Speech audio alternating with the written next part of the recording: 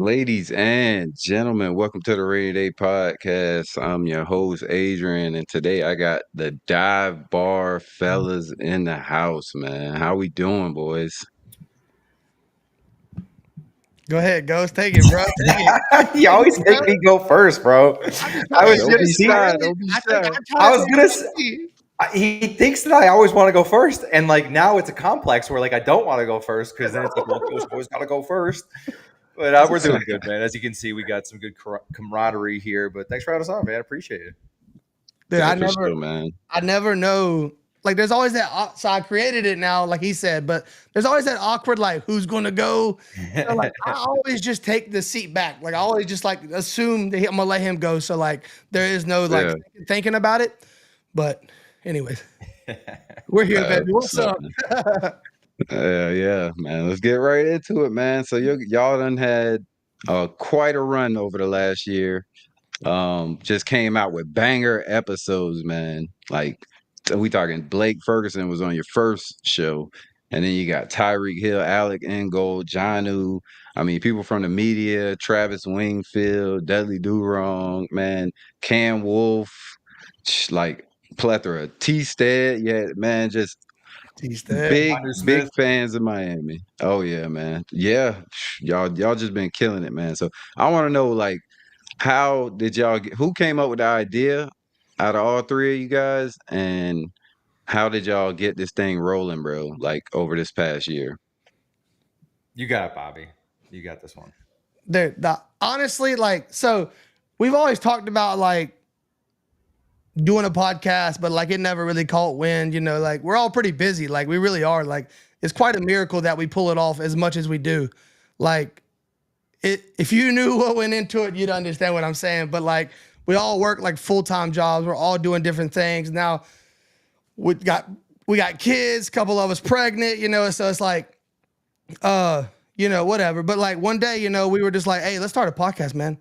We got too many resources. Like we always know all this stuff and talk to the right people. It's like, man, dude, we could do something no one else is doing with like, why are we wait? Like, let's not waste this. But I will say, we never in a million years thought it was going to turn into what it did. Like that wasn't the plan. Like we don't try to lie about that. Like we didn't have we didn't realize we were going to become like the unofficial, official, like players lounge, for lack of better words. But yeah, like we had a lot of help along the way, like Blake Ferguson. Like we created this Yep. thing, announced that we were going to be doing it, and he reached out before we even could really put it together and was like, hey, y'all let me know as soon as y'all up and running and I want to come on. And we were like, you could be you could be Yeah. the guest, man. He was like, down, let me know. And dude, I remember like looking back now, like we were so excited, we rushed it. Like we did the first episode without an intro video. We did the little generic 30-second countdown. It was so bad. Like we were sloppy. I remember I drank too much. So like by the end of it, I was just giggling and talking over everybody. But like, dude, Blake was a class act, like took it like it was nothing and just like hung with the boys. And then, man, after that, it just like we got one, and then it's like, man, we did like 27 straight. Yeah. Oof. And dude, the rest is history. That's really how it went down. Yeah, and a lot of people don't realize like how much it goes into actually making a podcast and doing a podcast too. So for you guys to have that run, and then the people that you had on, like that's got to be, man. Do y'all ever get like nervous when y'all talk to people? Y'all ever get like the Oh little butterflies? I mean, no. when you talking to people like Tyreek Hill and T Stead and Jonnu Smith, man, that's got to be a little bit nerving. You know what I'm saying? I will say that the first time we kind of so like the Blake Ferguson was kind of nervy a little bit. That settled. After the Tyreek episode, I don't think there's anything that can hurt us because Yeah. we did like it's Tyreek Hill, dude. Like he's given his time for free. He agrees to go on this podcast that's been around for 2 episodes. And he's like, yeah, well, I'll be on at 7. And, so like we go on and then we're hearing all these stories. Like, for example, I won't mention names, but some of the media, the media behind the scenes people who work for the Dolphins, they like reached out. They were even confused. They're like, dude, like, don't put me on blast. I'm not going to put them on blast. But like, how did you get Tyreek Hill? Because he stiffs us. Like, he stiffs us up and we work for the team. So like, how did you actually do that? And honestly, the simple answer than not to, I could sit here and lie and be like, oh, we got all the pull in the world. We Joe Robbie tweeted at him that he wanted to do a song with him and rap to him, and Tyreek's like, "Yeah, sure, why not?" And that's how we got Tyreek Hill. But anyway, we had him at 7 o'clock. Boy, 7:28 rolls around, and we're backstage still. No sign of Tyreek Hill. And then Bobby gets a text out of nowhere from his agent. He goes, "Yeah, sorry, he was at his son's birthday party. He'll be right up." So he comes on 7:30, 30 minutes, gives us 30 full minutes of a badass episode. His kids run around in the background, running into the shots. Like he's getting calls from his wife. She's like, "Where are you at? You gonna come back downstairs? Like, where are you?" Bro, it was crazy. But I mean, after that experience, I really don't get. I think I'm more excited to talk to the player rather than like fanboy nervous. But Tyreek Hill was probably the last episode. Like Alec Ingold was a nerve one too, because that man is he's just business. And he's perfect. He's an angel. He's just like, dude, everything about that dude is just 100%. He's just business. And like, he talks the talk, walks the walk. He comes on, he's like, "I got an hour. We're going to talk about everything. I got a book coming out." Like, it made us want to run through a wall, man, because he was just telling all of his stories about growing up. And so he was a class act, dude. I mean, really everyone that comes on. Johnny was a great episode, but as far as getting nervous, that kind of went away. Now it's kind of cool. Like, these players are just like, I know it sounds so cliche, but dude, they're normal people. They're bros. Like, they come backstage for 15 minutes, 10 minutes. Xavier Howard came on 15 minutes before like we even showed up to the backstage, and he come on, he's like, "Oh, where y'all boys at?" And we were just chilling with him, like just talking shit. You know, it's fun, man. Yeah. I think like they wanted the boys, right? Yeah, Exactly. dude, it really is. I think the concept was scary at first for us, but like I think the best way to put it for me is like opening kickoff for football. So I used to go out for opening kickoff, and I throw up every game. I mean, it don't matter. I played football my whole life. I think I was pretty decent at it. It didn't matter. The worst team. So you throw up every episode before every episode? I don't, but like that's how I get there. Like, I think, like Ghost said, it's just excitement. You like you could be playing. We could have been playing an 0-10 team. I threw up. It doesn't matter. We play a state championship. I'm throwing up. So like, you just get so excited. But I think like once they come backstage, you just realize, oh, another person. They're cool. They wouldn't be here if they wasn't. First of all, like they don't just come. You know, the people don't just do that. That's one thing we've learned is like when people want to come, they come. Like you don't get people that don't want to be there. So like, yeah, once you crack the ice with them, you're like, "Oh man, let me grab something here, pour a little drink. We're about to do this, baby." Xavier Howard, let's go. Yeah. And y'all been Dolphin fans all your lives? Unfortunately, yeah. Yeah. Yeah, I'm on record.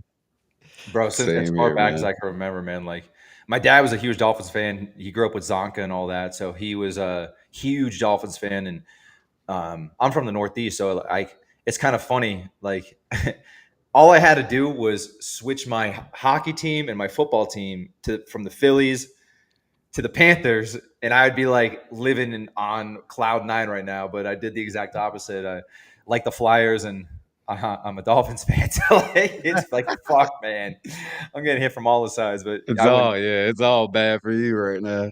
I wouldn't trade it for the world, though. But yeah, my dad was a Dolphins fan, and everything was all.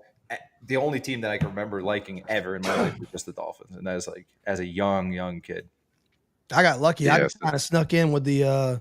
I don't even watch hockey. Like I just sneak in every playoffs with the Panthers crowd and act like I won a fucking championship. Yeah, dude, it's incredible. That's what's up, man. Yeah, we got a lot of new fans the past couple of years too, man. It's been crazy. And the Dolphins is just they're just the Dolphins, man. Until they're not, you know. Yeah. We show up. I show up. I fly to every game, and I'm still there. Yeah, Ghost likes to always be like, "Dude, I'm not." Go ahead. Yeah, last year, Ghost said, "I'm done. I would never buy another ticket. I ain't flying down there, wasting my time." 3 weeks later, yeah, I bought some tickets. It's whatever, you know what I'm saying? if nothing else, it's 8 weeks of vacation. We're like, we never thought you weren't coming. I already booked week 2. I'm all booked up. Yeah. All right, man. You in Philly, Ghost? I'm about an hour north of Philly now. I was in New Jersey for about 6 years. I was over in Belmar. Still got a place over there, but I got an apartment here it's close to Philly, and I work at a hospital here, so it's just work related. I'm probably going back to Jersey in about a year. Oh, okay. I'm gonna be in Philly in August, man. So. Oh, for what? Yeah.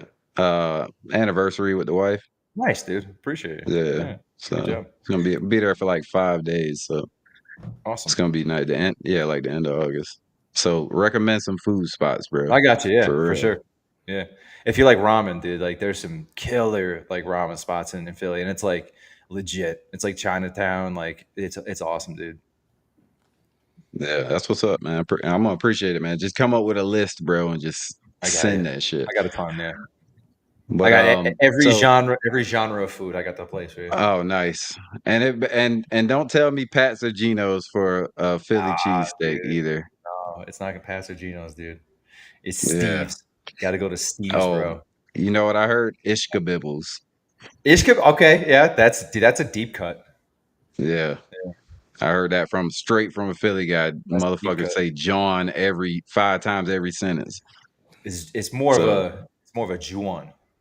John, There we go. There you go. Yeah, that's the not bad. Johns, all the Never, Johns. Everything's a John. dude, Yeah, I never knew what That's the hell what's you're up. talking about. yeah. A guy Oh moved man, down I to my couldn't high understand school. him at first. Yeah, a guy moved down to my high school from It's yeah. Jersey, and he would say, use guys all the time. And we would fucking crack on him, dude.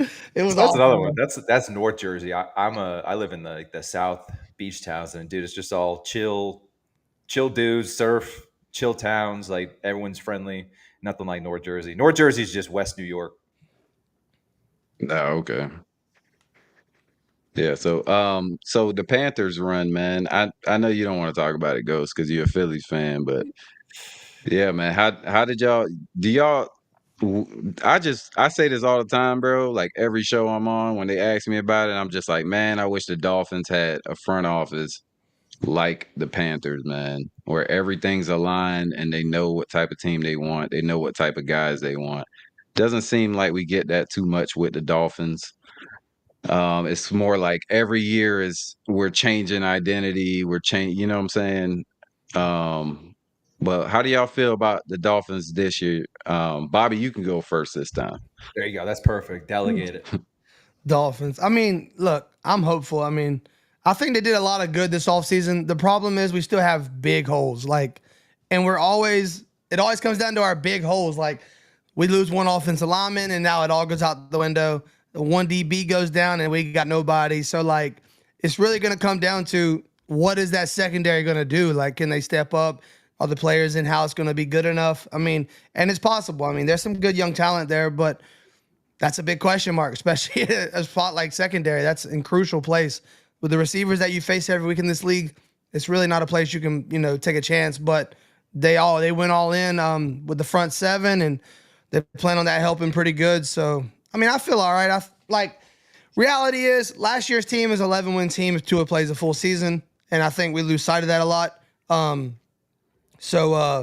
Yeah, I still think we're a cuff playoff team, maybe a one-win playoff team, but we're not built to probably win a championship. Ghost, how you feel? I think you hit the nail on the head. It's like Yeah, every year, it's like, what the hell is this team's identity? I think the only time we had an identity was the first 3 quarters of the 2023 season. It's like this identity is the track team. Like that's what we are. Like we had enough of a bruising ground game, and you were constantly fearing over the top. You were fearing. You would never come out of a cover two shell. You would never come out of it. You would never. You're trying to send pressure at Tua. Like the team had a fearful identity through the air. They really did. And that's the only year I can possibly remember since like back to Tony Sperano with the Wildcat. And, that's still an identity for the team. But you hit the nail on the head. We don't have one. And it just seems like, it's the opposite of what the Panthers do. The Panthers go and get guys they want that fit their team, that fit their culture. And Miami kind of goes after guys that, all right, this guy does this really well. Oh, but this guy does this really well. Oh, we could bring in a superstar, make him work, like make what we do fit around this player. You yeah. know what I mean? And I think that's Miami's problem for so long. Like it goes back to like Mike Wallace, Brandon Marshall. Like it's Oh just yeah. like a constant identity issue. And it doesn't matter what GM is there. I mean, Ross has been there for so long, but you're bringing in all these guys and building a team culture around what they do rather than hey, we're the fucking Miami Dolphins. This is what we're going to do. This is what we want to do, and bringing guys that do that. It's kind of like picking and choosing which guys you want in free agency, big name superstars, and say, hey, they do this well. Let's change what we do around them. And that's just not how you build a team. Yeah. I mean, I love everything you said right there. Definitely, they bring guys in and try to make them fit, and I mean, try to change what they do for those guys for what skill set they have, and that's not realistic, especially in the NFL, man. You got to bring in guys that fit your system, that do the things that you want to do, and then you go from there. That's how you build a team. But I don't feel like they ever build from the inside out. I mean, this year in this draft, you could say, yeah, we went and got 2 players on both sides, but never really building inside out. We never go heavy on O line or heavy on D line, which we kind of did this year. But I mean, look, like 3 years too late. You just wasted 3 seasons pretty much. Yeah. And I'm surprised none of y'all said, well, Bobby, you did a little bit, but if Tua goes down, you talk about if one DB go down or one O lineman, if Tua goes down, like the season's pretty much over, man. We saw that last year. Zach Wilson, like how y'all feel about that? Well, dude, it's really easy with the whole Tua conversation. The answer simply is if Tua goes down. I mean, if any quarterback one goes down, that's true. It's like the season, but our season's over. Like they've lost every game. Like you see, Chad Henne fucking came in and won a game to secure the 1 seed in the playoffs against the number one defense in football. But I'm saying, like, that's what I'm saying is like other teams, like their season's really not over if their guy misses like 4 games. Jalen Hurts missed games last year and they won the Super Bowl. You know what I'm saying? Yeah. Like it has, again, it goes back to the identity. Like a great example of that is the Pittsburgh Steelers for the last 20 years. They haven't had a losing season in 20 years, dude. And that's simply because the Steelers haven't changed anything. Nothing from philosophy. Dude, they drafted 3 offensive linemen 2023, 2024. Like each draft. Yeah. They haven't changed a single thing. Like, this is what we do. This is Steel City. We're going to come in, play hard-nosed football, good defense. If you show any softness, you're out the door. That's it. That's how it's got to be, man. It's football. They're not fucking playing patty cake back there. I like the additions they made to the quarterback room in the grand scheme of things. Like, I think Zach Wilson is a good fit. I think Quinn Ewers is a great fit, especially. I mean, Quinn Ewers in the 7th round, it's going to be hard to complain about that. But I think, like we just said, it just comes back to, if Tua goes down, it doesn't matter who else is in that room. Like, that can all look good, and I feel good about it. And it's going to be awesome to watch in preseason. Like, I'm pretty hyped to see Quinn Ewers in preseason. Like, I am. I'm not lying. Like, I really am. But I think if Tua goes down, none of that's going to matter. Like, we got way bigger issues. Yeah, I'm excited to see Quinn Ewers. That's a good point. It's like, this is the first, like that week 3 preseason game, Ewers going to get 3 quarters. And it's like, y'all not excited to see Zach though?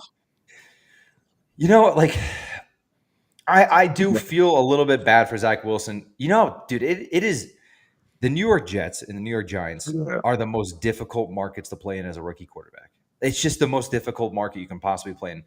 And I'm surprised Hurts made it as far as he did in Philly, even though he's been at 2 Super Bowls. He's won one of them.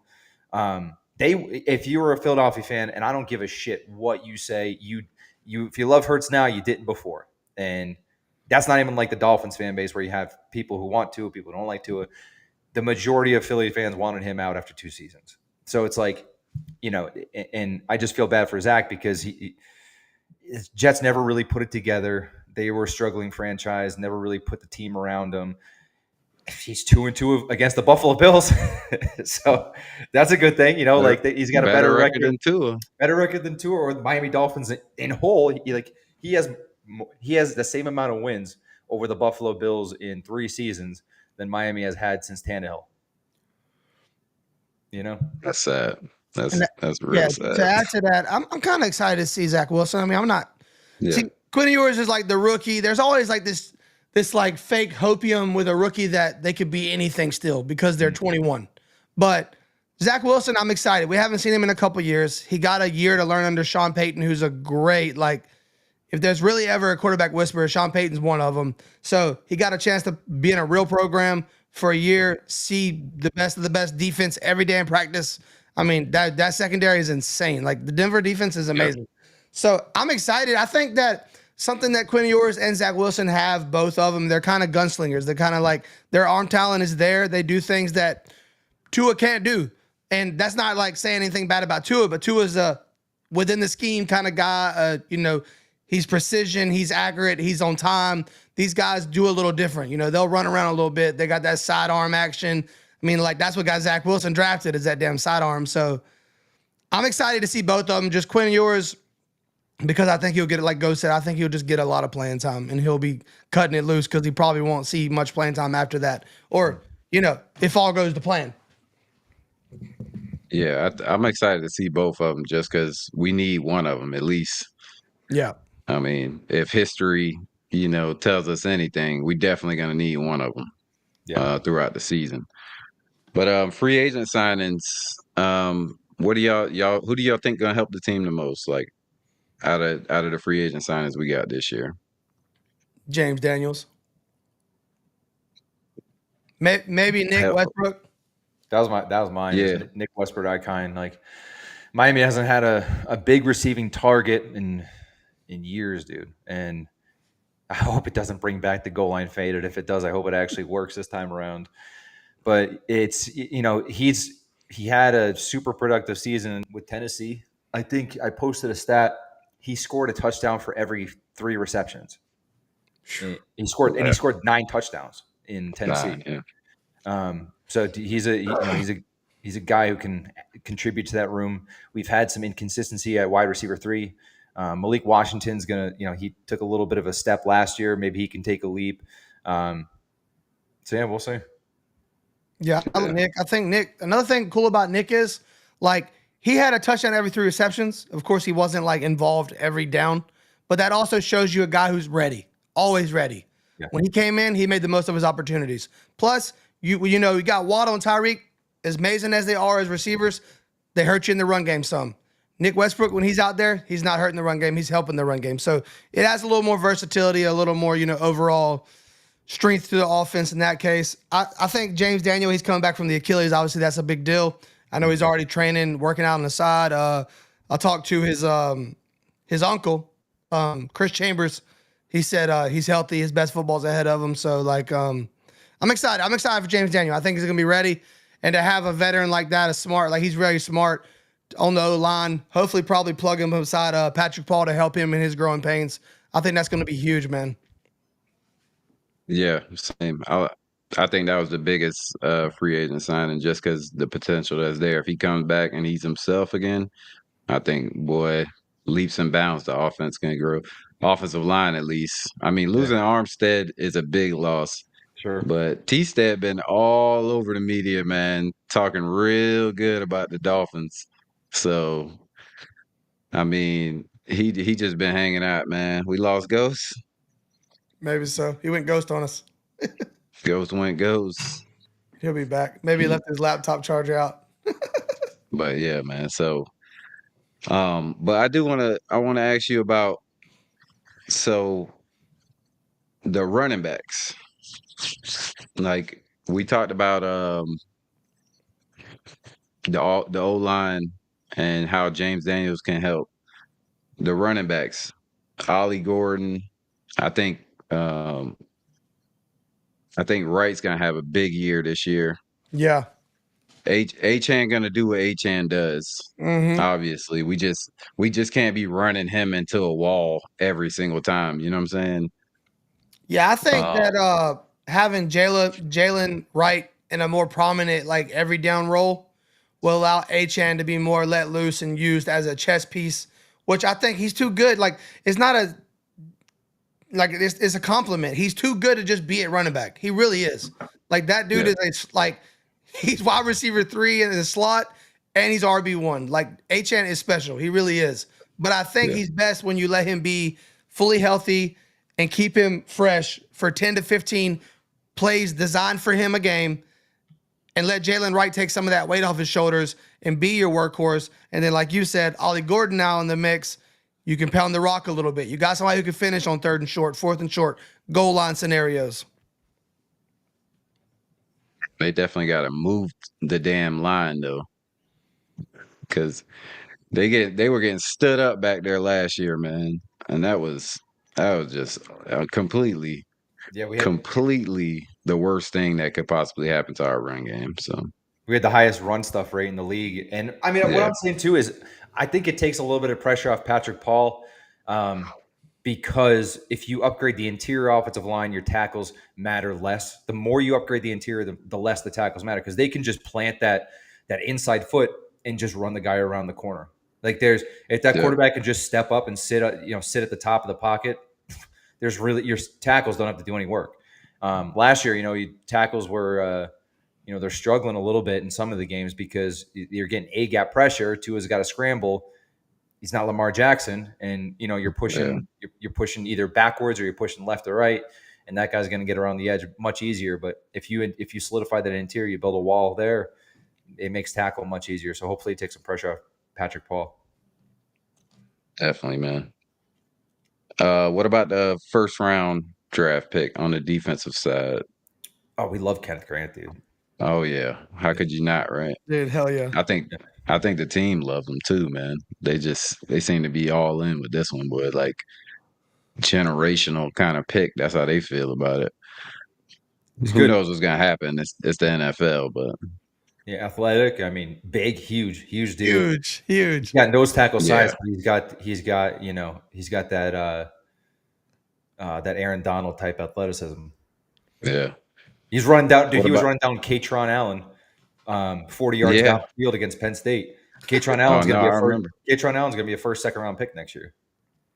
I remember, man. I watched a bunch of his tape. I watched a bunch of Michigan games last year. They always putting them on TV. So Yeah. yeah, that dude is a beast for Yeah. sure. Linebacker core improved way better. I feel like. Sure. Yeah, I agree. I think the floor is higher. Yeah. And that's huge. Yeah. That's what we can say about most of this team. We needed to move the floor on the O line, the D line, and the secondary, and the linebacker room. And I think they did it on three of those positions. They definitely did. Yeah. Or you could argue, and I know people don't want to hear that. You could argue safety. Yeah. I think safety, in my opinion, at worst, we're at baseline what we were at last year. Yeah. Which wasn't great. Poyer made a lot of mistakes last year. Yeah, I just think the hole was so big with Poyer. And Poyer, look, smart, an all-time great. Like, he deserves his career was awesome. He was all-pro, one of the best in the business. Like, his IQ, you can't replace that. But it don't matter what you know, and none of that. If you can't get to the spots you're supposed to be at because you just ain't got the juice no more, you ain't got the juice. And that's just what it was. Poyer was chasing things. Yeah. I've seen the back of his jersey way too much last year. Yeah. So I think at worst we're at baseline for safety, but linebackers, I think that's a strength. I think Miami's got a top 10 front seven on defense, and that's being a little conservative there. You can make the argument that Miami's got, if you count Bradley Chubb and Jalen Phillips and Chad Robinson as edge rushers, I think you're looking at like a top 5 defensive line there. And like everything with the Dolphins, it's always when healthy. Sure. You know what I'm saying? Exactly. So, but I keep saying this can't happen every year, and I've been saying that since 2022. I'm like, all right, can't happen again. Like fucking 2022 happens, can't happen again. 2023 happens. Tua stays healthy 17 games, and you have 20. There were 17 day one starters that weren't playing in that Chiefs game. How insane is that? 17 day one players that weren't playing in that Chiefs game for one reason or another. Man, every year seems like too. Yeah. Would y'all rather have a division title or peaking at the end of the season into the playoffs? Oh, dude, it's playoffs always. Yeah. You got to be. You look at the Miami Dolphins. How you're 8-3, 11 games in the season. You're going for the division, and then you cool off right before playoffs. You back your ass into the playoffs. the best teams. Dude, you look at like the 2000 Ravens, you look at the Giants, you look at these teams that backed into the playoffs, but they were hot at the right time. And that's the only thing that matters, man. I would need to Yeah. know, I would need to know some of the context just because we all know how important home field advantage would be for us specifically. Sure. So That's why I asked. even if we're like, I would need to know the context. I would hate like he said that scenario. Like we were like, dude, we could. I don't know. We could beat anybody. So like home field, not whatever. I'd been nervous about our first playoff game. So, but man, we all know how important home field is for us. So it's hard. It is hard to pass up like a home field versus the Bills over going to the Bills or the Steelers or like that changes everything. True. But if you're playing well at the end of the season, I mean, I think a lot of Dolphin fans would pick that over the division title just because the last few years it's like we Yeah. seem to take a shit once we get to like week 12, and then that's it, or injury, and then it's over. So, but Yeah, I think we Armstead all made a good point too on TV the other day. I think it was yesterday. He said point blank, it ain't no cold weather thing. He said point blank period, we can't beat good teams. So like, I know that it was cold these games, but we were playing the Chiefs. We're playing the Bills. We're playing the, like, so it's like, I do, and that's what I've always said. That's like on our podcast, I've always held that ground. Like that's my stance on it. I don't think it's a Bills or I don't think it's a cold weather thing. I think we just can't beat the Bills. They bring their best against us and they beat our ass. And I think we can't beat, we don't beat these great teams. We weren't going into Arrowhead and beating the Chiefs. They end up winning the Super Bowl. Like it is what it is. And like Go said, we had 21 less players, starters, and we're going into Arrowhead. It's negative 26. Like, yeah. I say the same thing. I don't think we could I just don't think we could beat good teams. I don't think we're built to beat good teams. So, especially late in the season where everybody's fighting for the playoffs, and then we got 12 injuries, definitely can't do anything with that. And that goes back to what you said about building through the trenches. We're just not built for December football, January football. So like in September, we'll track race your ass. We'll just run you out of the stadium. Come January, that's so diluted and all that goes out. As the season goes on, all that comes down. And when it gets to here with teams, when we get like level with teams, you see where that trenches are. And our trenches haven't been there. And at least I'll say this. They clearly understand that, or at least are realizing that, and did make a true effort to change that this year. I was all for the philosophy this offseason.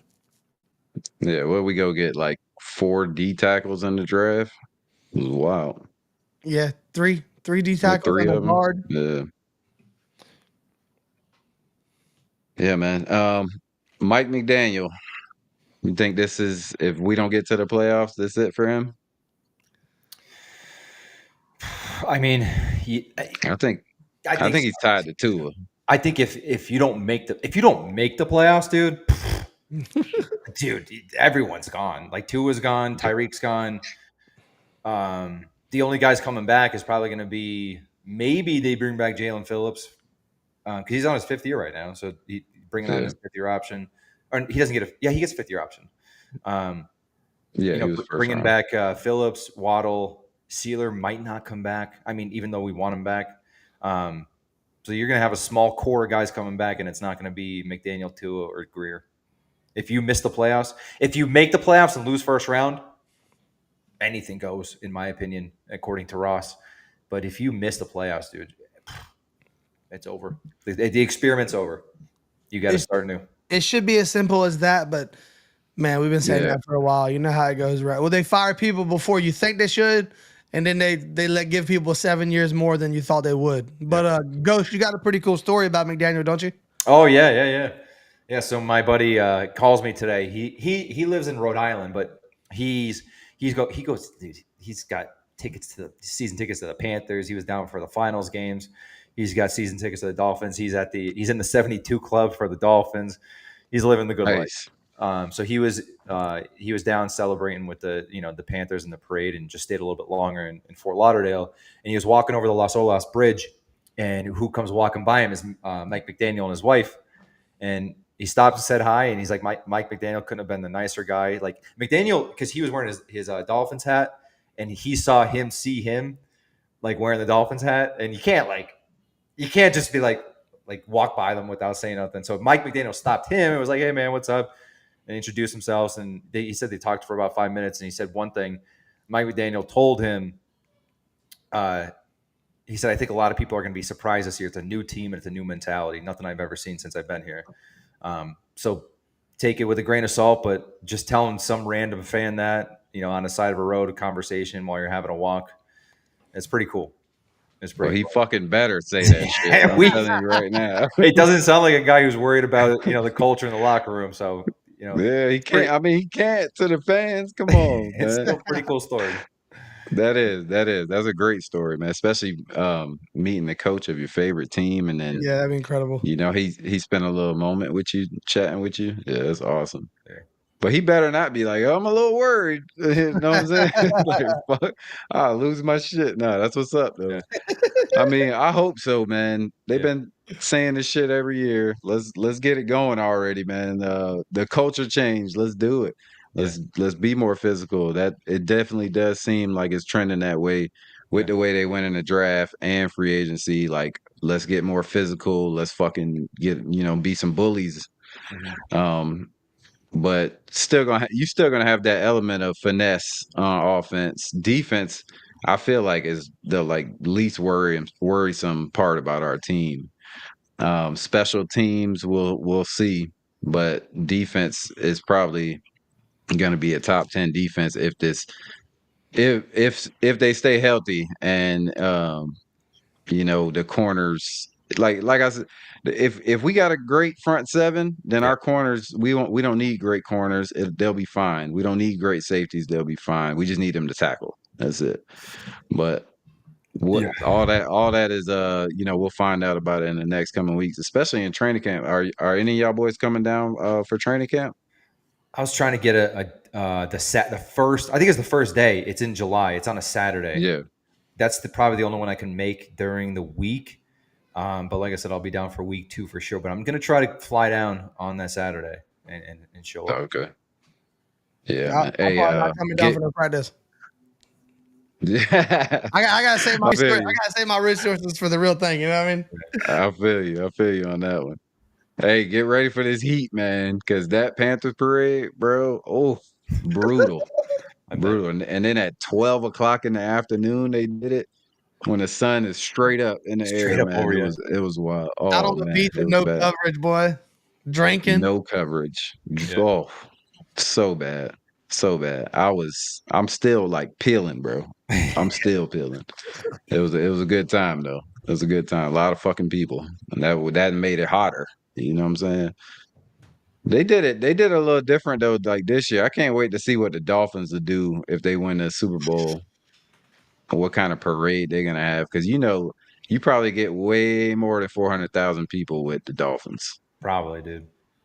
We talked about that. Like, dude, it was a big deal for the Panthers to win it, but like, people might try to argue this, but I think everybody knows this. This is Dolphin City. Like, that's a Yeah. Dolphins town. If the Dolphins ever won the Super Bowl, there would be no parade because that city would get burned to the ground. It would change the city for sure. Dude, it would be like, Yeah. dude, I don't know. I'm coming It down. would change for sure. Twitter, bro. Yeah. See, Twitter, dude. If the Dolphins ever won a Super Bowl, there'd be people gatekeeping the fucking fandom worse than ever. No, Man. you said Yeah. a bad thing about Tua. You can't celebrate with us. Oh, Fuck off. screenshots and all that shit. Go ahead. It's Y'all like been those on. accounts. It's like those accounts. RIP. Dolphins receipts, but they kind of slipped up the other day. I think they Oof. forgot to log off his burner the other day. But I have no beef at all with Dolphins receipts, but it is kind of soft how whoever runs that account, they disappeared every single January up until September the next year. They disappeared. They spent all season pulling up tweets, week 4, week 5 MVPs, week 6, and then you don't see a big gap between tweets from January all the way to September. So Fair weather hard to fans. respect that. You're gonna fucking Oh, pull yeah. receipts on people all season, getting all this interaction and riling up the fan base, and then you just disappear. Yeah, fuck that, John. There you go. No, man. This was hey man, what do y'all so y'all got next week, y'all said second year player, right? Yep. Hey, my boy. Won't even drop a My name. boy pays attention. I like it. We can't Yeah. spill it. We can't Nah. spill it. I'm dying because so Here we go. little No, behind the don't scenes. do it. No, little Don't behind do the it. scenes action is our main recruiter is Bobby. Bobby's so like, and it makes sense too because Bobby's got he's the personality on Twitter. Like Yeah. Bobby reports a lot of things. Posting positivity and it's him on his profile. Like I'm against also, Bobby yeah, South. it Yeah. helps a lot that I'm me.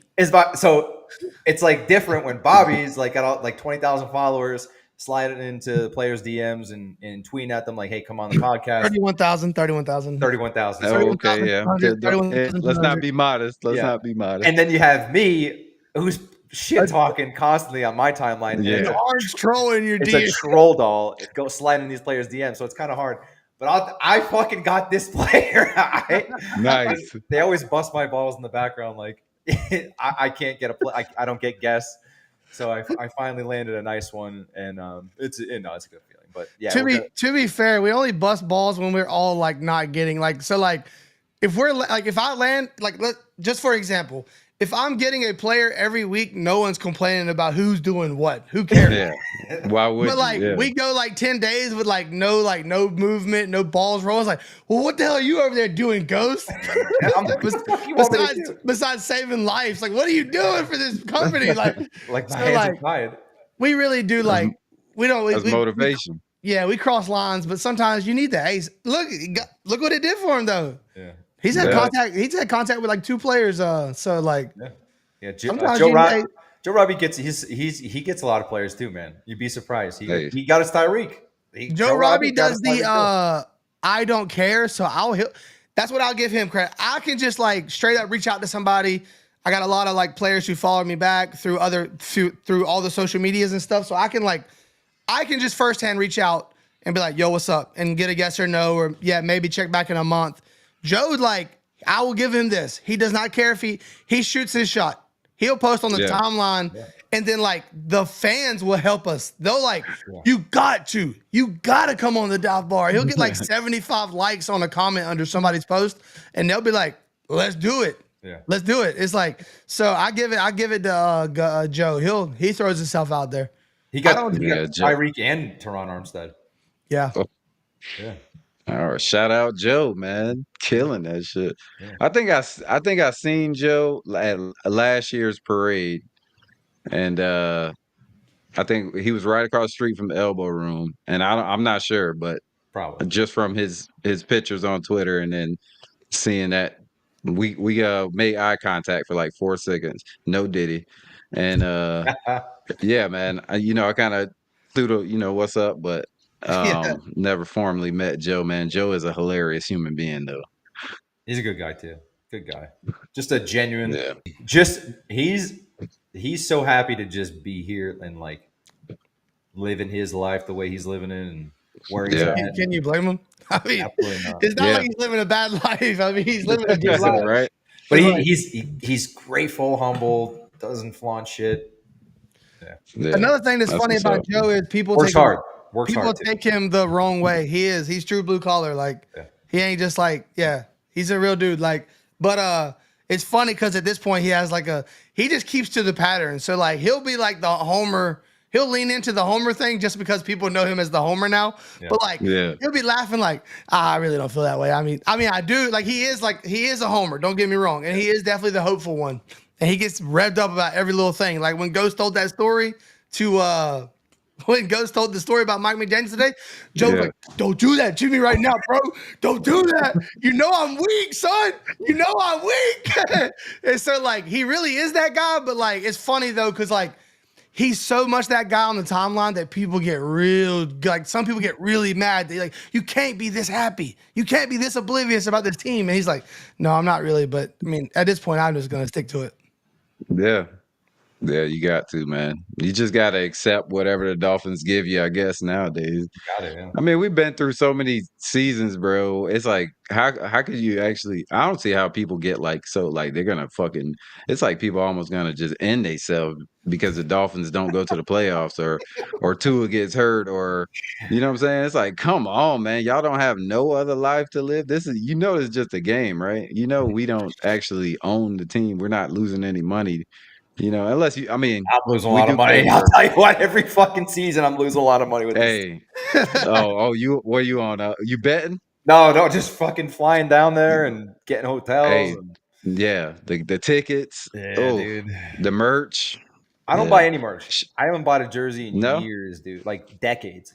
I don't buy My- that's what's jerseys. up. You My can't last trust jerseys. My last jersey is Yeah. I bought a Jalen Waddle jersey for my brother who came with me 2 years ago to a game. But outside of that, the last jersey I bought was a Devon Best jersey. It's funny. Okay, that's the one you had. That's the one you had on the wall. Yeah. In the first Yeah, episode. dude. Fucking you're on the Did ball. I not just point that out the other night, Ghost? I You said, did. remember the good days when Ghost had the little bro cave and I still have it. Yeah, he got like right. every medal and accomplishment of his whole life behind him? Yep. Boy got an I mean, all white that's real. To background me, now. that's real, man. Yeah. That's Yeah. like it looks like he's doing the podcast from his room when he was 7. Like, I love that Yeah. shit. That's the vibe you get for real, like a true homer.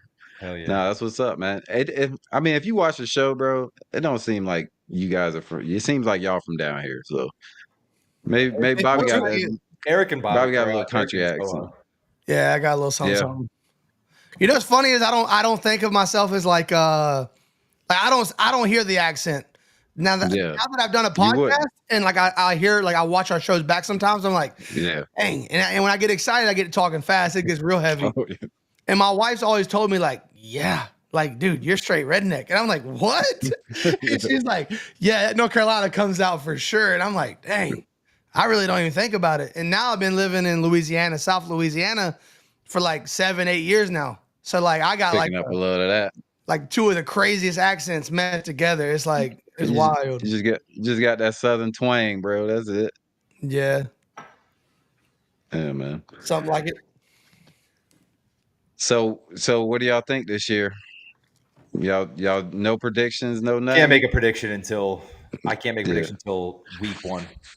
Yeah, my same. prediction is pretty much what I said earlier. Like I think we're a playoff Cubs team. Like that's just we're kind of right there. We're a bubble team. Could surprise you, sneak one, could fall short. You know. But you know what the crazy NFL thing is? thinks pretty highly of us, though. Yeah. You know what the crazy thing is? Miami was only 3 to 4 plays away from an 11-win season last year. You have the Alec Ingold fumble against the Colts. You have the Raheem Mostert fumble against the Bills. You have the Poyer injury against the Bills. Fuck it, there was one more, dude. Oh, and the Cardinals. Flag? The Cardinals. You have the fumble snap for safety. And the Poyer flag versus the Bills. Yeah, that's what I'm talking about. Okay, like yo, that was so you're legitimately, like no exaggeration, you're 4 plays from an 11-win season. 4. And one of those games you had the backup quarterback in. And that's what I said earlier. If you and you played half a season without Tua. You're a full month without Tua. You're 4 plays away. Plays the whole season. That's an 11-win team, and everybody's outlook is different. The reality, though, is that's not what we have to remember. We have a terrible taste in our mouth. So we're all like down here, but like reality is that was 11-win team. 2 years straight, 11-win team is what we should be looking at right now. Yeah. And they just truly improved the trenches dramatically. Yeah. Now they lost a lot of flash on the back end and yet to be seen, probably Ramsey as well. But I get all that. But like the team, it's not a bad team. I don't know if they're, Super Bowl contender. Like I said, I'm not trying to get over the top here, but they should be coming off 2 11-win seasons. And I think people forget that, and that changes everybody's perspective. Yeah, I think the NFL think we're going to be good this year just because they gave us all those primetime games. So they got the hopium. They got the hopium going. That was actually crazy. We were kind of low key rooting for no primetime games because I think we don't live up to the primetime games. We look good. Like, dude, Hard Rock under the lights, all that, the great green jerseys. throwbacks. Yeah. Dude, everything looks great until that ball snaps. You We ain't don't live lying, up bro. to it, man. We don't live up to it. Hey, but hey, if you're gonna do it, you're gonna do it. Why not be on prime That's time? it. That's it. Be the ultimate optimist. Just hope. Just think the Dolphins gonna go 0-17, and then every win can feel like a Super Bowl for you. Mhm. Yeah, that's kind of. I mean, we're not far off from that. Like, I'm just keeping a realistic perspective. Like, I'm not. Yeah. Like I said, I'm not expecting a Super Bowl. Hey, but if they come out here, win 11 games, win 12 games, win a playoff game, dude, nothing to Oh, complain about. Nothing to complain about at all. if they win a playoff game, it's gonna be like the Super Bowl in Miami. Yeah, Watch, I mean, watch, honestly, watch Miami after that fucking game. That'll be that's wild. true. It's gonna be That's like true too. the Panthers winning the Stanley Cup for real. Could you Pots and imagine pans. the Dolphins beating Buffalo in Miami? That would Yeah, be beautiful. in the playoffs. That might. You're honestly right. They might burn the city down that night. Yeah. I think we could have beat Buffalo in Miami if we won that last game, week 18, Mhm. 2023. That game was tight. Probably beat them. I don't think Buffalo goes home and then flies back the next week and wins again. Hell no. Nah, man. But all right, man. I appreciate y'all for coming on, man. This was a great conversation. Better you guys to get to talk to y'all after watching y'all show. It's an honor, man. I just want to tell y'all that.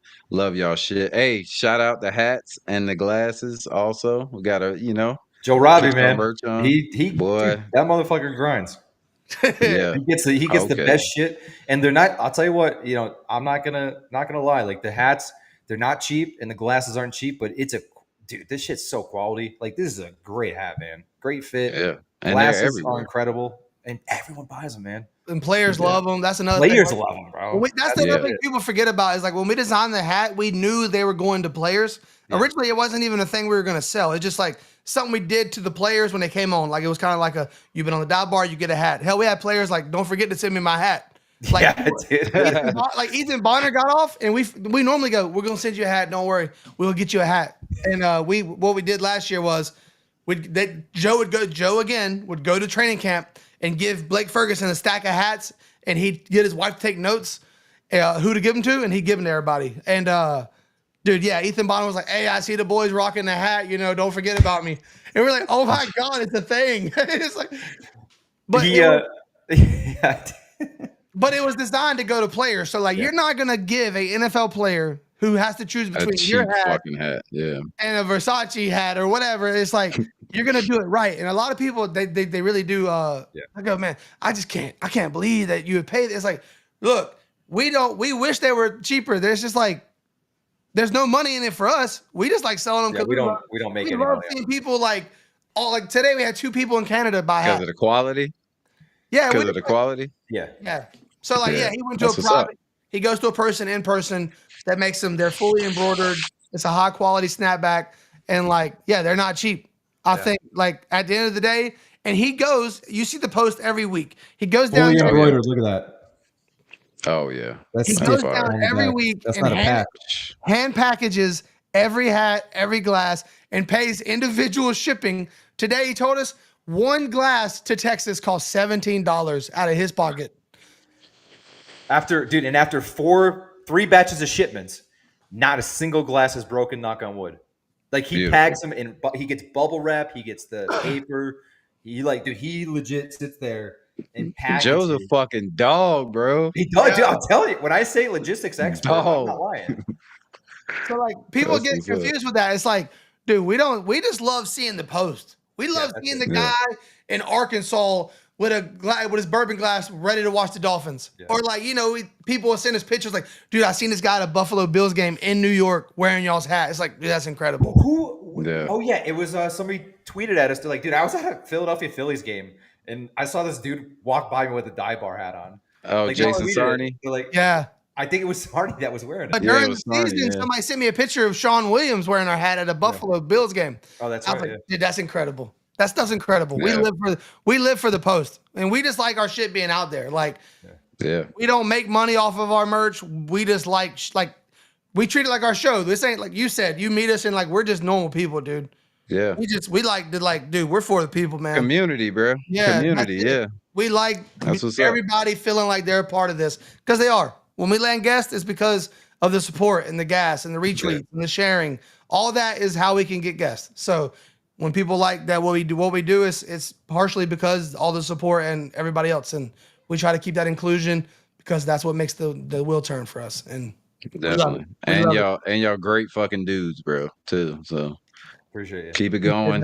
Keep it going. And I thank y'all for coming on, man. Thanks for having us, man. Let y'all get out of here, man. Absolutely. Till next time, brothers. All right.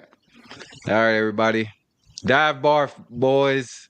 Without Joe, you fucking dog, man. He's See you next time, brother. He's growing. All right. In the great words of Jackie Moon, everybody love everybody.